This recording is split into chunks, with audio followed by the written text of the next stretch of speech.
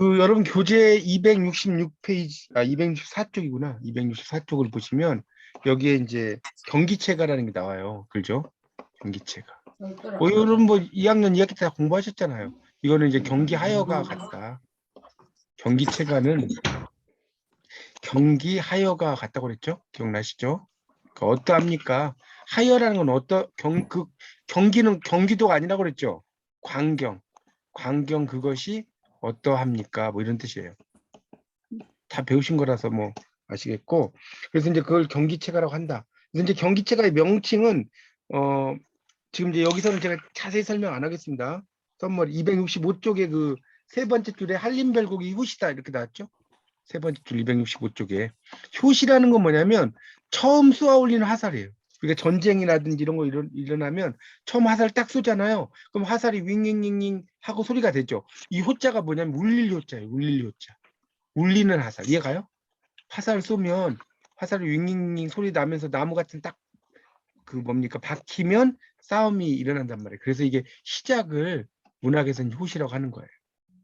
알겠죠? 그래서 거기에 전대절과 후소절이 있다. 전대절과 전대절 후소절도 제가 전에 한번 말씀을 드린 것 같은데 이 경기체가를 이렇게 보면 이제 그 앞부분이 있고 뒷부분이 있어요. 경기체가를 보면. 그래서 그 앞부분을 전대절이라고 하고, 그러니까 이게 이제 여러분이 헷갈리시니까 293쪽을 보세요. 293쪽을 보고 이야기 드릴게요. 293쪽에 한림별곡이 있다고 나왔죠? 나오나요? 뭐 지금은 제가 작품 해석은 안 하겠습니다. 지금 논 시간이기 때문에 여기서는. 여기 보면 옆이라고 써진 거 보여요? 거기에 위 문발 간발 그 경기 어떠하니 있고 밑에 옆 이렇게 합죽 도화 고운 두 분 이렇게 있지 않나요?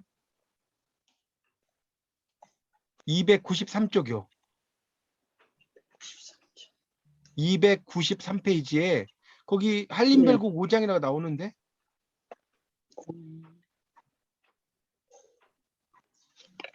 293쪽에 안 나오나요? 294. 안 나오는데요? 안 나와요?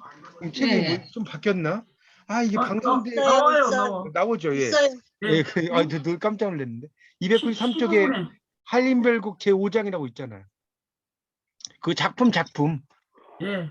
예, 근데 거기에 작품 보면 중에 예, 옆이라고 써진 거 있잖아요. 옆이라고 한자로 써진 거 있잖아요. 예, 6절 예, 줄에 예, 예, 그렇죠. 그걸 말하는 거예요. 그러니까 옆을 기점으로 해서 그 위쪽을 전대절로 한다고. 그 위쪽을 이해가요? 옆 합죽 도화 고운 두 분이라고 써 있잖아요.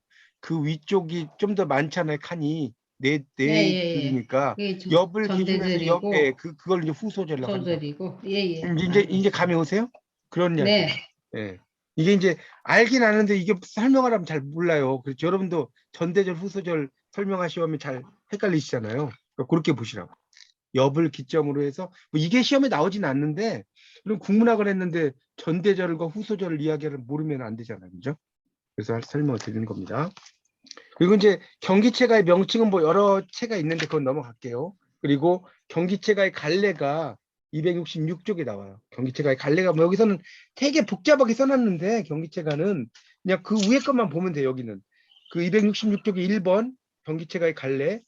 자, 서정으로 보려는 견해와 교술로 보려는 견해가 있대. 찾았나요?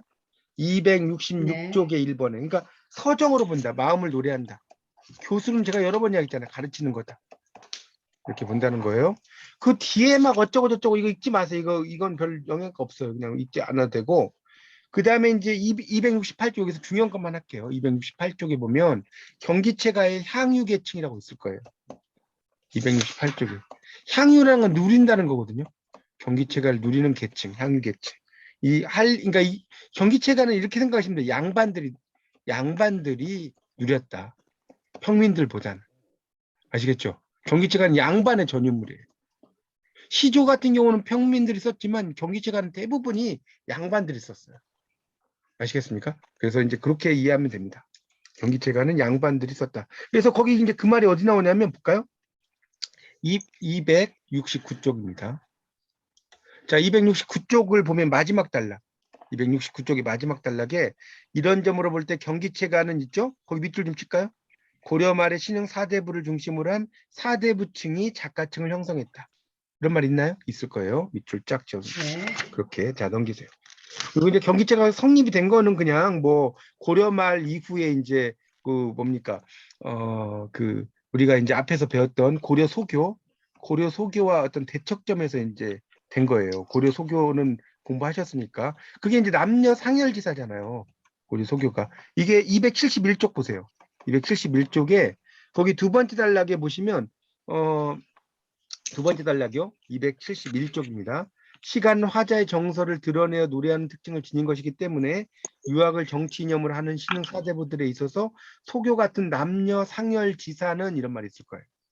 남녀가 서로 즐기면서 부른 노래 이거 아닙니까? 남녀 상열지사? 이제 그런 어떤 대척점으로 나온 것이 경기체가다.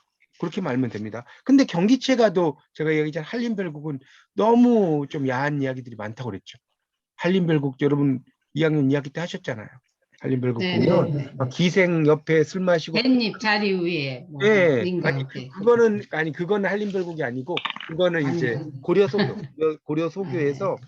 그 만전춘별곡 이제 음. 그거였고요. 하여튼 이제 이것도 상당히 좀 기생들하고 막 술 마시고 그런 이야기예요.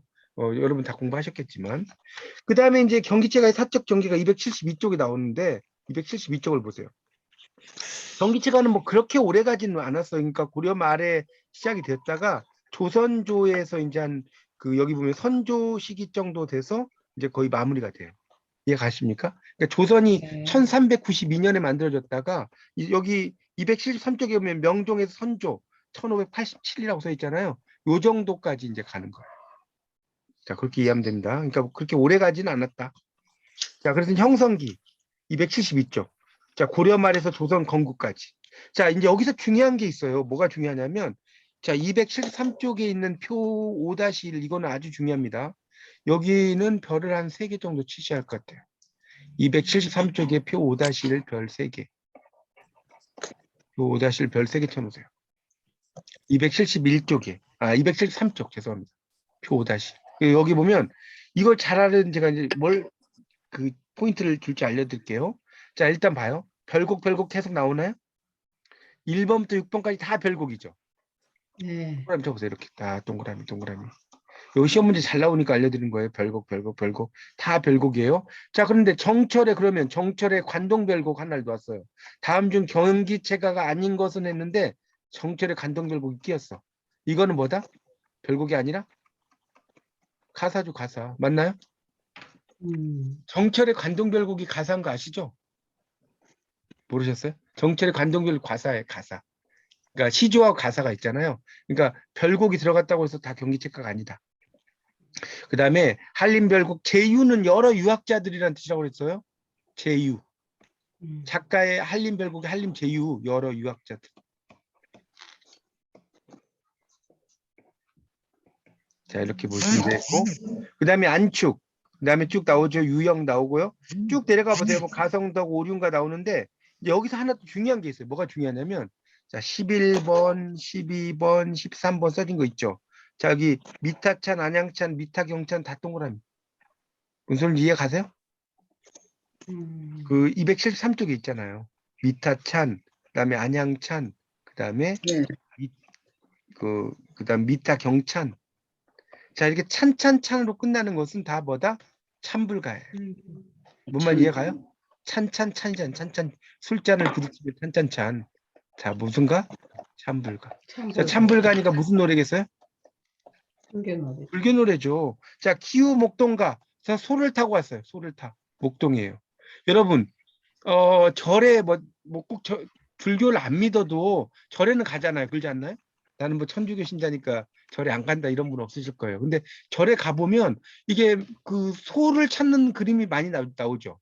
시무도라고 하는데 소 찾는 그림.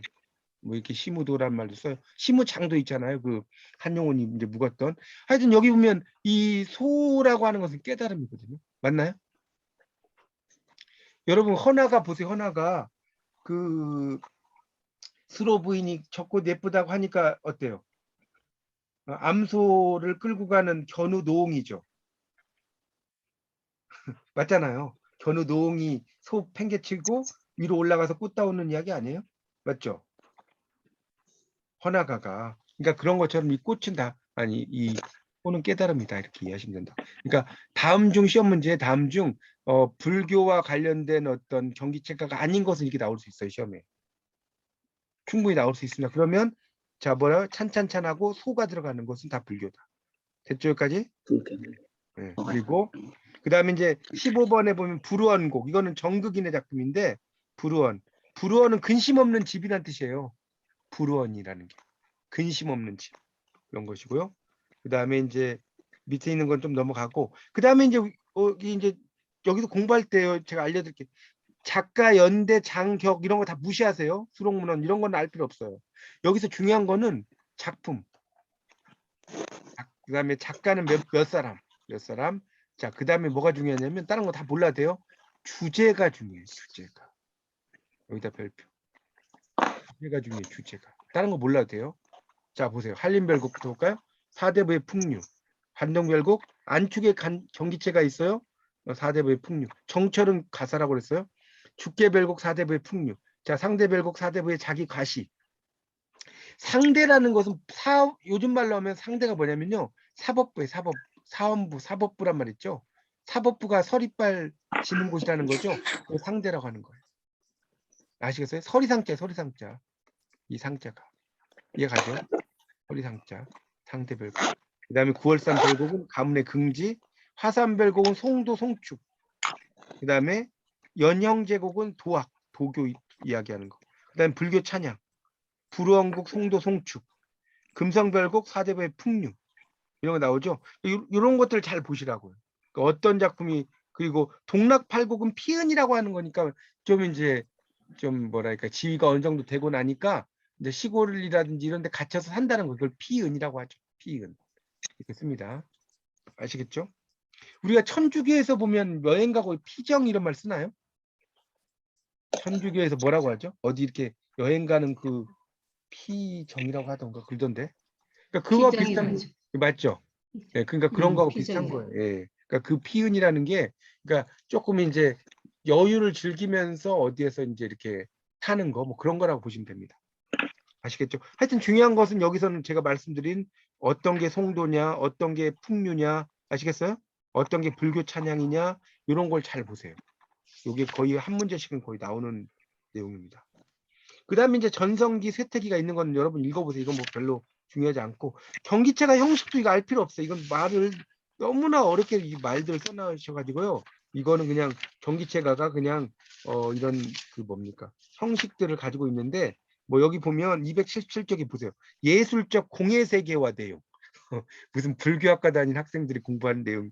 예술적 공예 세계. 그냥 그런 게 있나 보다 이렇게 넘어가면 됩니다. 그 다음에 281쪽은 예술적 허의 세계와 형식이다. 근데 우리가 공허라는 것은 이것만 좀 설명드릴게요. 공과 허의 차이점을 좀 설명드릴게요. 여러분 공과 허의 차이가 뭔지 아세요? 다 비어있다는 뜻이에요. 그죠? 맞잖아요. 근데 어떤 차이가 있냐면 이 허라고 하는 것은요. 영어로 말하면 이제 뭐랄까요? 포텐셜리티. 그래서 이 허라는 것은 자 내가 컵이 이렇게 있어요. 컵이 있어요. 컵을 비워놨어요. 컵을. 비워야지 물을 따르겠죠. 컵을 비워야 물을 따를 거 아닙니까? 그게 바로 허예요. 포텐셜리티고 이 공이라는 것은 그냥 비어 있는 상태예요. 그냥 이거는 이제 뭔가가 다시 채워지기 위한 그런 상태의 공이 아니고 그냥 공인 상태 그 자체를 우리가 공이라는 말을 씁니다. 상당히 어려운 이야기죠. 공허라는 말 자체. 근데 일단 굳이 차이를 말하자면 그런 건데 결국은 이제 이 경기체가라고 하는 것 자체가 이런 그 형식적인 내용들에 대해서 이렇게 여러 가지를 다뤘다. 공과 허를 통해서 그렇게 말면 됩니다. 284쪽에 보면 경기체가 형식에서 이제 쭉 나오는데 뭐 연장은 장을 연장시킨다는 뜻이에요. 284쪽에 장을 연장시킨다. 연장 그렇죠? 같은 말이 분장이라고 그래요. 분장. 나눌 분자 써가지고.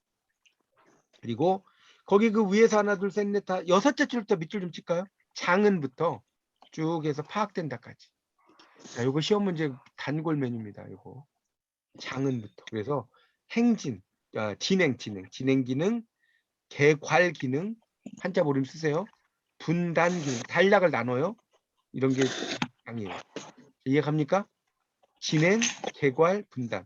염은 염후렴이라고 그랬죠? 강조, 의미 확장, 그다음에 장면 전환, 그다음에 진행 기능, 그다음에 조흥 기능, 흥을 돋아요. 그다음에 매개 기능, 매개한다. 그다음에 개괄 기능, 개괄. 전체적인 걸 개괄한다는 말 들어보셨죠? 개괄 기능. 자, 그 음을 혹시 모르신 분은 못 쓰신 거 있나요? 제가 말씀드린 것 중에.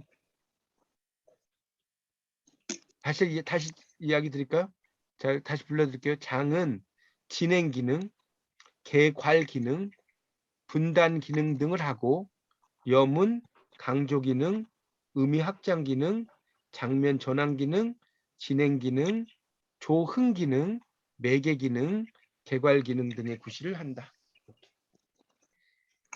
그러니까 굳이 이렇게 우리말로 안 써놔, 아니 한자로 안 써도 되는데 참 이게 이렇게 한자로 써놨습니다. 그러니까 여러분이 뭐 3학년이시니까 이 정도는 읽으셔야 되니까 그런 거 알면 된다는 거예요.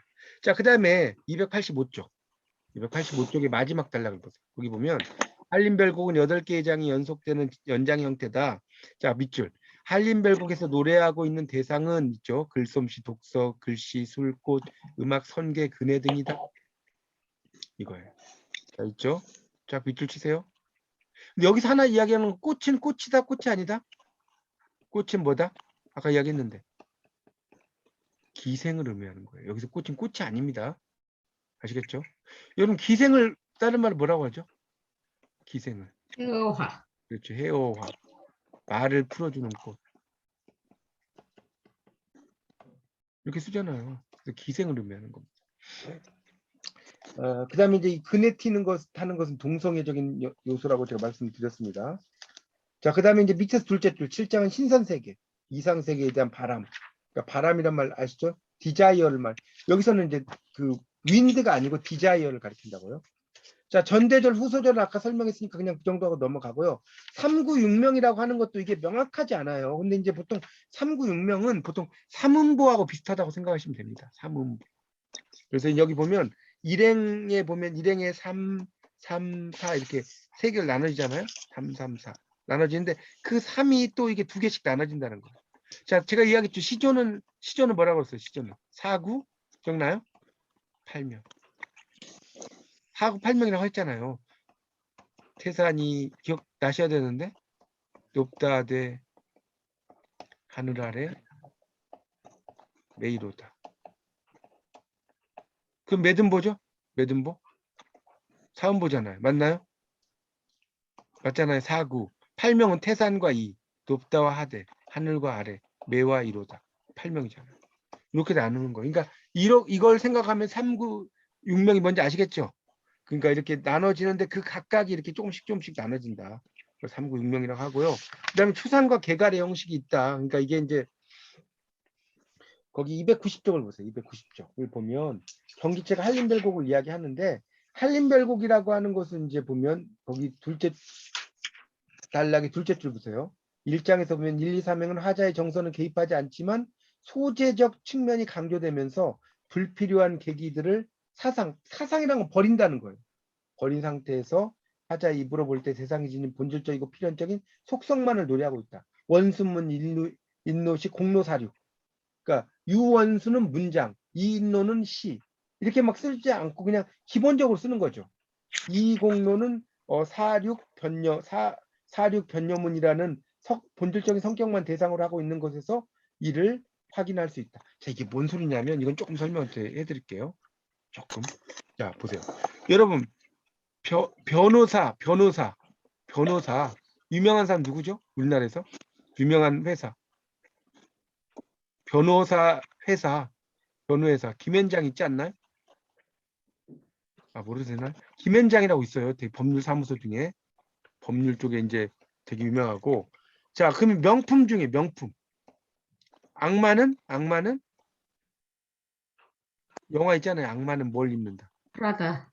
프라다를 입는다. 이 명품의 대명사잖아요. 자, 만약에 이미자. 제가 이 이야기를 왜 하는지 아시겠죠?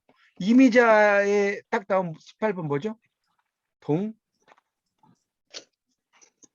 동백 아가씨 아니에요? 물론 이제 선마을 선생님도 있지만 예, 동백아가씨. 자, 이렇게 그 사람 뭐 하면 딱 누가 생각나? 뭐 하면 누가 생각나? 자, 우리나라도 그런 거 있잖아요. 뭐 여러 강연가라든가 여러 사람 중에 이거 하면 이거. 예를 들어서 뭐 어떻게 설명할까?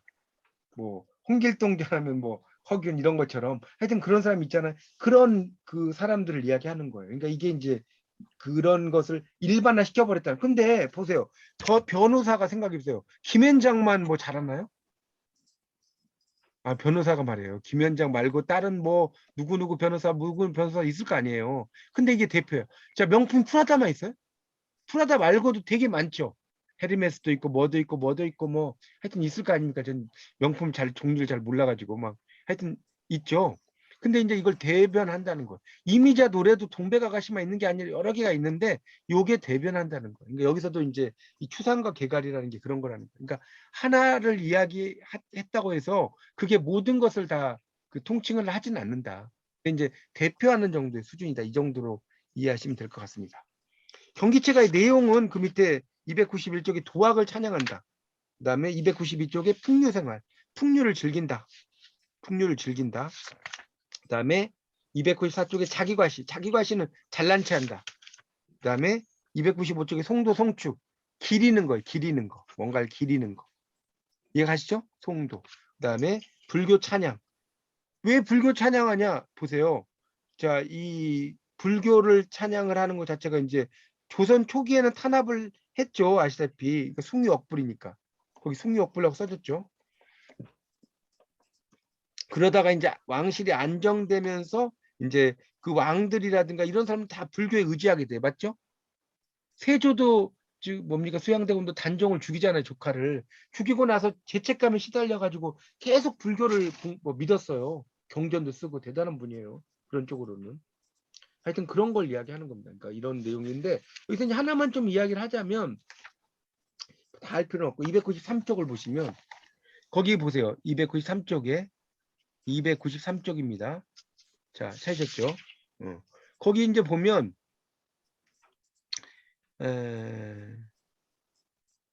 보세요. 그 293쪽에도 이게 뭐냐면 딱 여기 뭐 꽃이 막 나오죠. 홍목단, 백목단, 정홍목단 뭐 나오잖아요. 그 다음에 그 간발, 경. 그러니까 그 사이에서 이제 막 피어난 경치가 어떠냐 이런 뜻이고 합죽도와 고운두분. 이거는 대나무를 합해진 복숭아 뭐 이런 이야기인데 이것도 상당히 성적인 이야기예요. 합죽도화라는 게. 그러니까 어떤 양반과 어떤 기생들이 이제 이렇게 그 뭐 같이 있다 뭐 그런 이야기인데 위 상형 경계였다니. 그러니까 이렇게 같이 이제 술 마시고 있는 그 광경이 어떻습니까? 뭐 이런 이야기예요. 그리고 이제 밑에 걸 보면 당당당 당추자 조협 남기. 이 남기는 나무에라는 뜻이에요. 나무에 남기는 나무에라고 써놓으세요. 옛날에는 그 명사도 변형 이걸 이제 고경이라고 그래. 고경. 동사가 변하는 건 활용이라고 하고요. 여러분 3학년 1학기 때 우리말의 구조에서 공부하셨잖아요. 아니, 공부 안 하셨구나. 3학년 1학기시지. 그러니까 동사가 변하는 거, 동사 형용사가 변하는 것은 활용이고. 제가 나중에 여러분이 이제 이거 끝나면 몇 과목은 제가 그냥 쭉 이렇게 올려드릴 거예요. 제가 이 5과목을 다 할 수가 없으니까. 아시겠죠? 그때 이제 우리말의 구조 같은 건 여러분이 제가 강의 올려드린 걸 좀 들으시면 도움이 될 겁니다. 하여튼 명사가 바뀌는 것은 고경이라고 합니다. 그러니까 명사는 원래 나무에 나무. 근데 이게 이제 나무에라고 할 때는 남기로 바뀌어버려요. 이게 나무에라는 뜻인데 홍실 붉은 실로 그네 붉은 그네를 맵니다. 그네를 매요. 혀곳이라 밀곳이라 정소년아. 그러니까 당기십시오 미십시오 정시소년아. 내가 논데 남 갈시라. 내가 가는데 남이 갈까 두렵다. 여러분 리을시라는 뭐뭐일까 두렵다? 순어미죠? 의구영음이라고 합니다. 뭐뭐일까 두렵다. 네고요. 그다음 보세요. 그다음에 사곡 그 섬섬 이렇게 나왔죠. 그러니까 이게 이제 섬섬옥수. 그러니까 옥을 깎은 듯이 가녀린 아름다운 여인의 아리따운 손길이라는 뜻이에요. 이게. 그래서 옥을 깎은 듯이 가녀린 그래서 쌍수길에 양손을 잡는 길에 동수 동유 그러니까 손잡고 함께 노는 광경이 어떻습니까? 손잡고 함께 노는 광경이 어떻습니까? 그런데 이게 제가 이야기했죠. 저도 이제 학부 수준에서 공부할 때는 그냥 남녀가 그네를 타나 보다.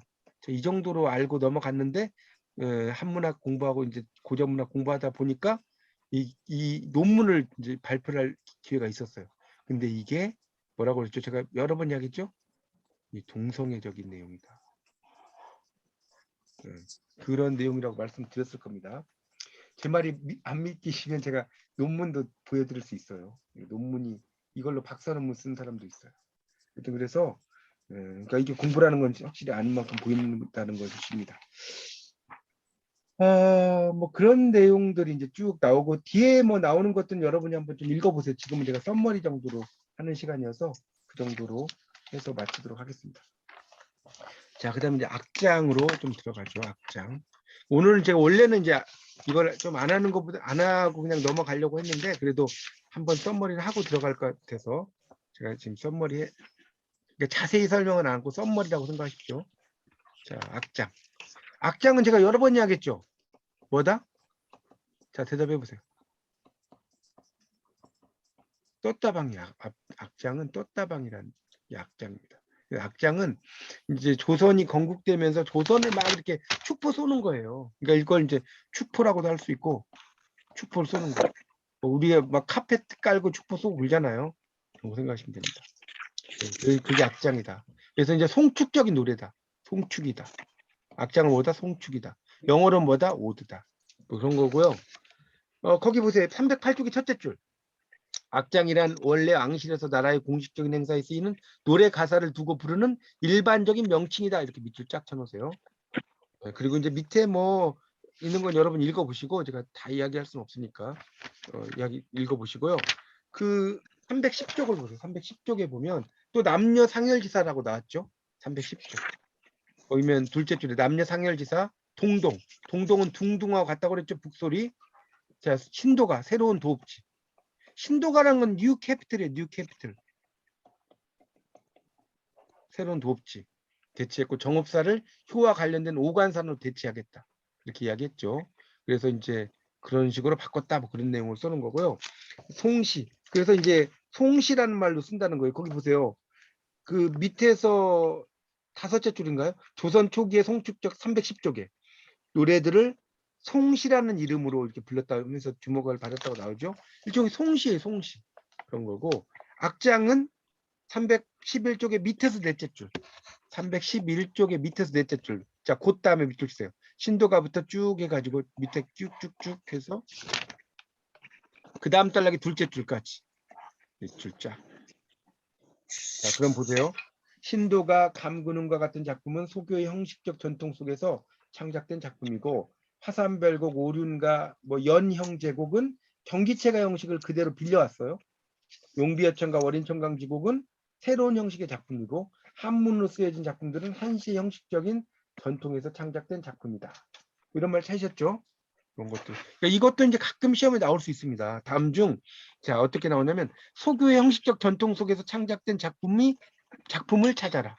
또는 경기체가 형식을 그대로 차용한 작품은 무엇인가? 뭐 차용하지 않은 작품은 뭔가? 이렇게 나올 수 있거든요.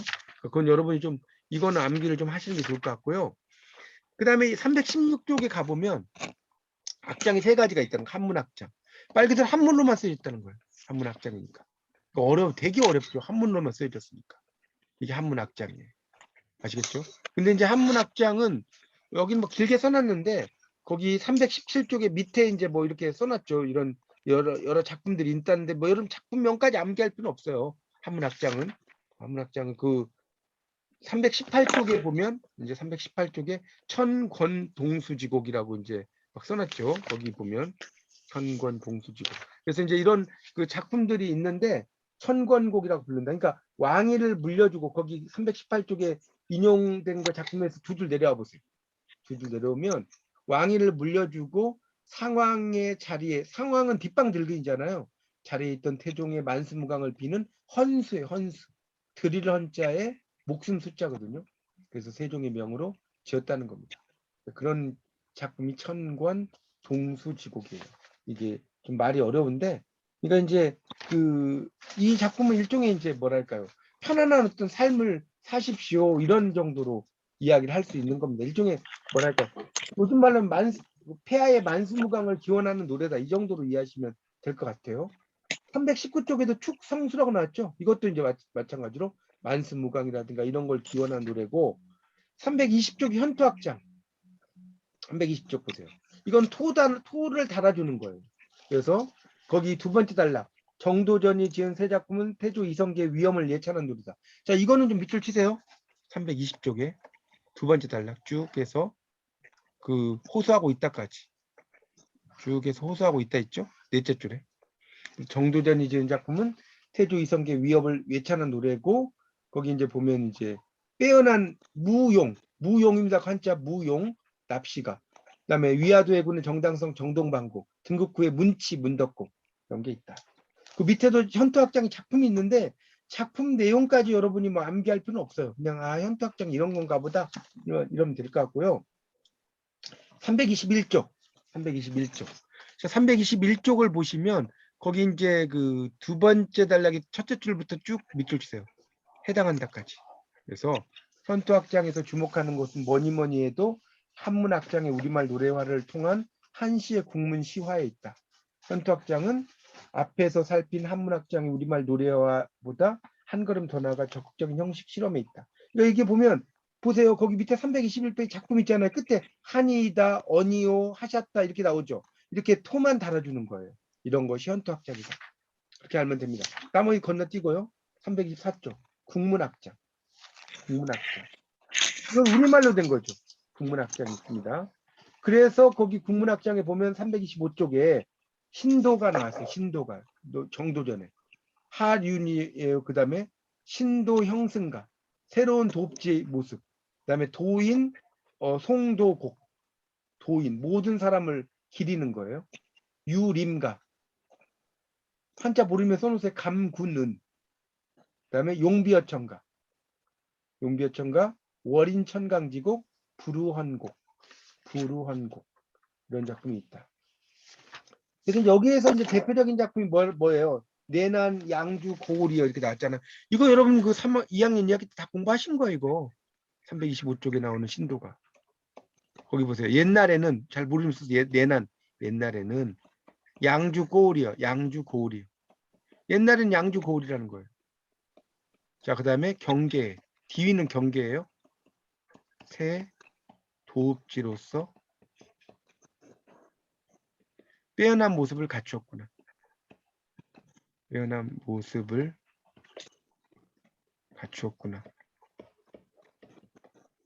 그 다음 뭡니까? 이태조께서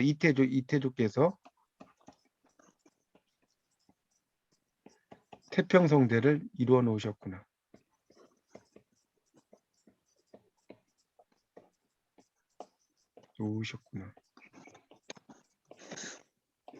그 다음에 도성답구나. 잣다운 데가 있는 뜻이. 지금의 경치 도성답구나.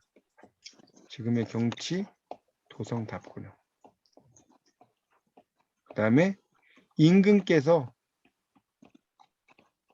만수무강하시어 온 백성들이 즐거움을 누리는구나.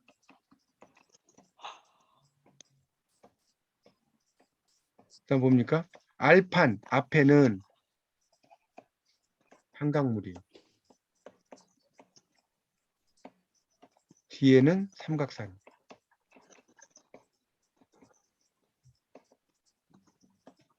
많은 덕을 쌓으신 이 강산에서 영원히 사십시오. 이런 거예요. 자, 모르신 분 현대어로 이렇게 써놓으셔도 좋습니다. 이게 이제 그 유명한 그 작품입니다. 국문악장으로 이제 그럼 새로운 도읍지를 찬양하는 거다 이렇게 이해하시면 되겠습니다. 자, 그렇게 정리하시고 넘어가겠습니다. 그다음 326쪽에 보면 감군은이라고 있어요. 감군은 그 밑에 두 번째 내용을 보세요.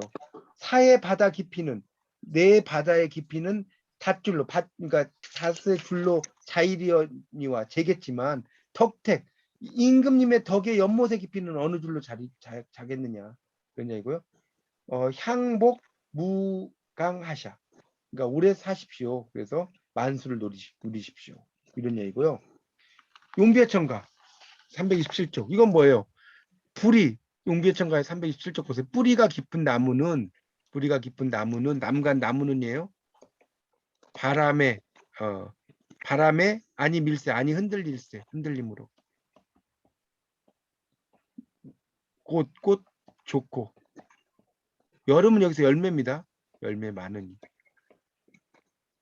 샘이 깊은 물은 가말에 가뭄에 아니 그칠세 그치지 아니하므로 내를 이루어 발 아래 바다에 간다. 뭐 그런 이야기예요. 자 밑에 이제 세존 일살보리니 이거는 뭐냐면 원린 청강기국이 나오는데 석가세존에 하신 일을 말씀드릴 것이니 천재상 이 천재는 천년이라고 써놓는데 천년 위에 말이시나 귀에 듣는 거 여기십시오. 이런 작품이 있습니다. 이런 게 다 국문으로 작품이다. 그리고 이제 그래서 용비어천가는 거기 어디야 331쪽을 보시면 전경화라고 있어요.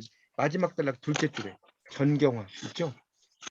이게 이제 낯설게 하기하고 이제 비슷한 건데 이런 그가 된다는 거죠.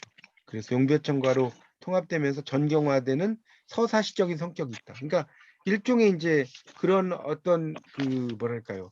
처음부터 왕업을 이야기하는 게 아니고 막 뇌를 이루어서 뿌리 깊은 나무는 간다라든가 이런 이야기를 하면서 이제 왕의 업적을 찬양하는 거거든요. 그래서 거기 332쪽을 보시면 332쪽에 셋째 줄 용비어천가의 교술적 성격과 서사적 성격을 동시에 드러나는 양식적 복합성을 보인다 뭐 이런 말 나올 거예요.